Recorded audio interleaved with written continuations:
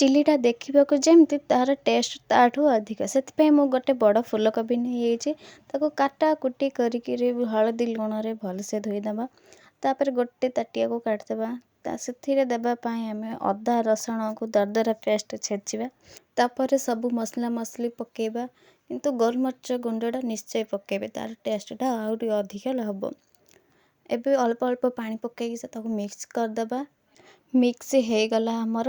ଏବେ ଗରମ ତେଲରେ ଗୋଟେ ଗୋଟେ ପକାଇକିରି ଫ୍ରାଏ କରିଦେବା। ଏବେ ଆମର ଫୁଲକୋବି ଫ୍ରାଏ ହେଇଗଲା।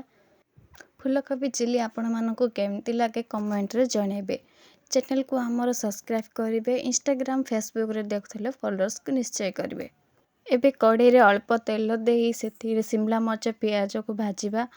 ସେଥିରେ ଅଳ୍ପ ଲୁଣ ପକାଇବା, ତାପରେ ୟାକୁ ଭଲସେ ଭାଜିବା।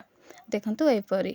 ତାପରେ କଡ଼େଇରେ ଆଉ ଥରେ ତେଲ ଦେବା। ସେଥିରେ ଏବେ ଚପ୍ କରି ରଖିଥିବା ଅଦା ରସୁଣ କଞ୍ଚାମରିଚ ପିଆଜକୁ ପକାଇଦେବା। ସେଥିରେ ଅଳ୍ପ ଗୋଲମରିଚ ଗୁଣ୍ଡ ପକାଇକିରି ଭାଜିବା। ତାପରେ 3 ଚାମଚ ଟମାଟୋ ସସ୍, 1 ଚାମଚ ରେଡ୍ ଚିଲି ପକାଇକିରି ଭଲସେ ମିକ୍ସ କରିଦେବା। ତାପରେ ଏବେ 2 ଚାମଚ କର୍ଣ୍ଣଫ୍ଲାୱାର, ସେଥିରେ କିଛି ସିମଲା ମରିଚ ପାଣିଟା ମୁଁ ରଖିଥିଲି, ତାକୁ ମିକ୍ସ କରିଦେଇ ସେଥିରେ ଏବେ ପକାଇଦେବା କଡ଼େଇରେ। ତାପରେ ଭଲସେ ଘାଣ୍ଟା ଘାଣ୍ଟି କରିଦେବା। ତାପରେ ଏବେ ପିଆଜ ସିମଲା ମରିଚ ଫୁଲକୋବି ପକାଇଦେବା, ଆଉ ଥରେ ଭଲସେ ଘାଣ୍ଟି ଦେବା। ତାପରେ କିଛି ଧନିଆ ପତ୍ର ପକାଇଦେବା। ପ୍ରସ୍ତୁତ ହେଇଗଲା ଫୁଲକୋବି ଚିଲି।